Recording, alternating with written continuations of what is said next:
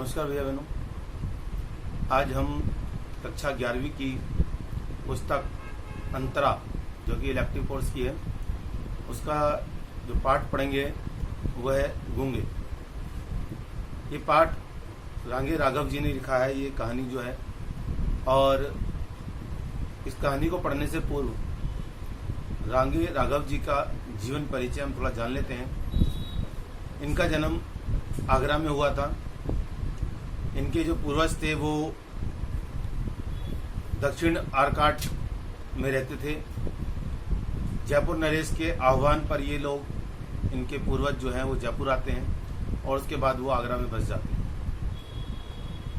इनकी प्रारंभिक शिक्षा आगरा में ही हुई और इन्होंने आगरा विश्वविद्यालय से हिंदी में एमए और फिर पीएचडी की। 39 वर्ष की एक अल्पायु में ही इनकी मृत्यु हो गई।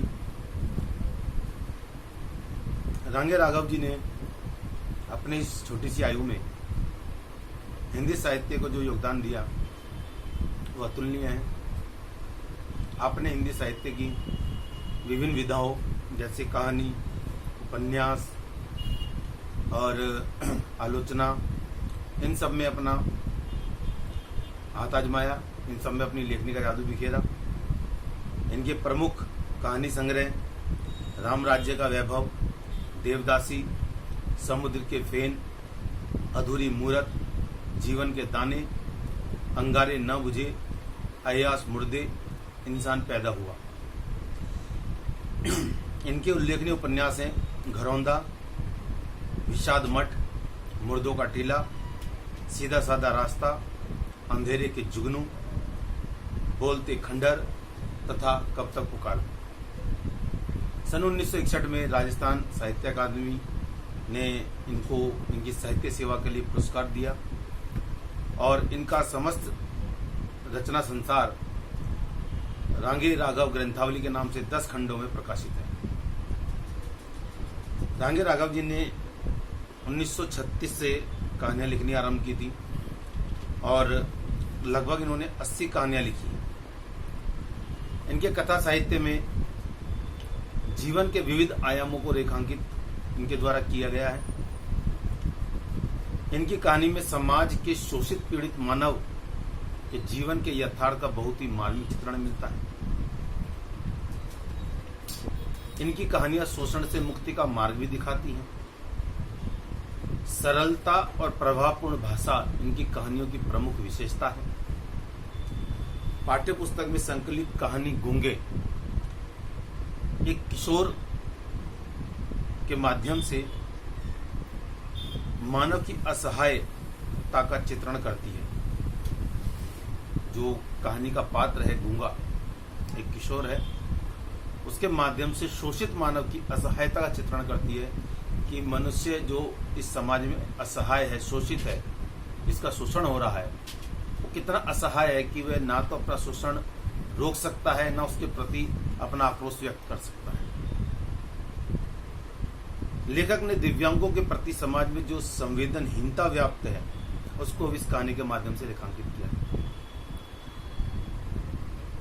वो कहते हैं कि इन दिव्यांगों को भी सामान्य मनुष्य की तरह मानना और समझना चाहिए ताकि उन्हें ऐसा महसूस ना हो कि वो इस समाज से अलग है। उन्हें यह महसूस होना चाहिए कि हम इस समाज का ही हिस्सा है। कहानी के माध्यम से लेखक ने यह भी कहा है कि समाज के जो लोग संवेदनहीन हैं वे भी गूंगे और बहरे हैं, क्योंकि जो अपने सामाजिक दायित्वों के प्रति जागरूक नहीं है, सचेत नहीं है, वह भी दिव्यांग है। तो रांगे राघव जी की जो भावना है इस कहानी से हमें पता लगती है। तो आइए कहानी में पढ़ते हैं। कहानी की शुरुआत कुछ इस प्रकार होती है कि कुछ औरतें खड़ी हुई आपस में बातें कर रही हैं, जिसमें एक स्त्री का नाम सुशीला है, एक का नाम चमेली है, उनके साथ चमेली की बेटी शकुंतला है, एक दो औरतें और हैं। तो वो आपस में कुछ वार्तालाप कर रही हैं और उनसे कुछ दूरी पर ही वो गूंगा बच्चा खड़ा है जिसे सब गूंगा कहकर पुकारते हैं। तो शकुंतला के बारे में बात छिड़ती है कि शकुंतला क्या नहीं जानती। दूसरी औरत कहती, क्या शकुंतला कुछ नहीं जानती? क्यों साहब, क्या नहीं जानती? ऐसा क्या काम है जो शकुंतला नहीं कर सकती? तो चमेली अपनी बेटी की बात कर रही है कि क्या ऐसा क्या काम है जो ये शकुंतला नहीं कर सकती? तो वो स्त्री कहती है कि वह उस गूंगे को नहीं बुला सकती। तो शकुंतला को थोड़ा गुस्सा आया, मैं उसको बुला नहीं सकती क्या? तो वो जिस औरत ने कहा था कि ये गूंगे को नहीं बुला सकती, उसकी तरफ तिरछी नजरों से देखती है थोड़ा गुस्से में, और उसको कहती है, बुला दिया तो बुला दे। तो आवाज लगाती है शकुंतला उसे, दूंदे, चिल्ला के आवाज लगाती है गूंगे को, दूंदे। लेकिन वो गूंगा सुन नहीं पाता। तो सारी औरतें शकुंतला के ऊपर हंसने लगती हैं और शकुंतला अपना मुंह छिपा लेती है। लेकिन गूंगे को एहसास होता है कि उसके आसपास कुछ हो रहा है, और जब वह मुड़ के देखता है औरतों की तरफ तो उसे एहसास होता है कि वो उसे देख के ही हंस रही है। तो वह इशारा करके बताता है कि मैं कुछ सुन नहीं सकता। वो अपने कानों को हाथ लगा के बताता है कि मैं कुछ सुन नहीं सकता। उसके इस इशारे से उन औरतों के मन में एक कौतूहल जग जाता है। जैसे कोई तोता राम राम बोलता है तो वह और क्या क्या बोल सकता है ये जानने की उत्सुकता हमारे मन में आ जाती है।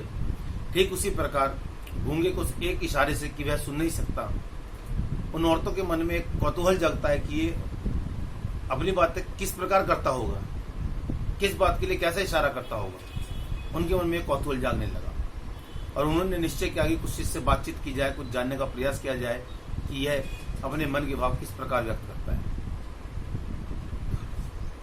और जब उससे पूछा गया, चमेली ने उंगलियों के इशारे से उससे पूछा कि उसने कहा कि जब मैं सुन नहीं सकता, तो चमेली ने उससे पूछा, अगर तुम सुन नहीं सकते तो फिर कैसे पहचानते हो? तो गूंगा सोचता है कि मुझसे पूछ रहे हैं कि मेरे घर में कौन कौन है। तो वह बताता है, घूंघट का इशारा करके बताता है कि मेरी जो माँ है वो भाग गई, और जो मेरा बाप है, मूंछों का इशारा करके बताता है, जो मेरा बाप है वो मर गया, ईश्वर के पास चला गया। लेकिन जिसने मुझे पाला पोसा है वो मुझे बहुत मारता है। ये तीन बातें जो इशारे से वह बताता है कि उसकी माँ उसे छोड़ के चली गई, उसका पिता मर गया और जिसने उसे पाला है वो उसे मारता है। ये तीन बातें सुन करके उन औरतों के मन में उसके प्रति एक करुणा का भाव जागृत होता है। करुणा ने सबको घेर लिया। वह बोलने की कितनी जबरदस्त कोशिश करता है, लेकिन नतीजा कुछ नहीं, केवल कर्कश काय काय का ढेर, अस्फुट ध्वनियों का वमन, जैसे आदिम मानव अपनी भाषा बनाने में जी जान से लड़ रहा। उसके इन इशारों को देखकर सबके मन में करुणा जागृत हो जाती है। उनको एहसास होता है कि ये अपने मन के भाव बताना चाहता है, लेकिन जिह्वान शब्दों को उच्चारित नहीं कर पा रही है, और उसके स्वर जो निकलते हैं उनमें केवल कर्कश काएं काएं ही निकलती है। उसके मुंह से निकलने वाली ध्वनियां शब्दों में परिवर्तित नहीं हो पाती। तो उसकी इस पीड़ा को वो लोग देखती हैं और एहसास करते हैं कि शायद आदिम मानव, शुरुआत का मानव अपनी भाषा को बनाने का प्रयास कर रहा है और जी जान से प्रयास कर रहा है। चमेली ने पहली बार अनुभव किया कि गले में जो काकल होता है, आपने देखा होगा कि कुछ कार्टून फिल्म्स में या कुछ चित्रों में गले के अंदर एक पेंडुलम टाइप का ऐसे लटका रहता है जिसे काकल कहते हैं। वो हमारे गले से निकलने वाली वायु को नियंत्रित करके उसको स्वरों में परिवर्तित करता है। तो हमारा जो मुख का पूरा भाग होता है, जिह्वा, तालू, दांत, ओठ, ये सब मिल करके उस हवा को, साउंड को जो है शब्दों में परिवर्तित करते हैं। तो वो काकल नहीं है, तो हवा डायरेक्ट आती है बिना किसी वाइब्रेशन के, बिना किसी रुकावट के, इसलिए वो शब्द नहीं बन पाते। तो आज उसको एहसास होता है कि काकल नहीं होता मनुष्य क्या हो जाता है, कैसी यातना हो जाती है उसके लिए कि वो कुछ कहना तो चाहता है लेकिन कह नहीं पाता है।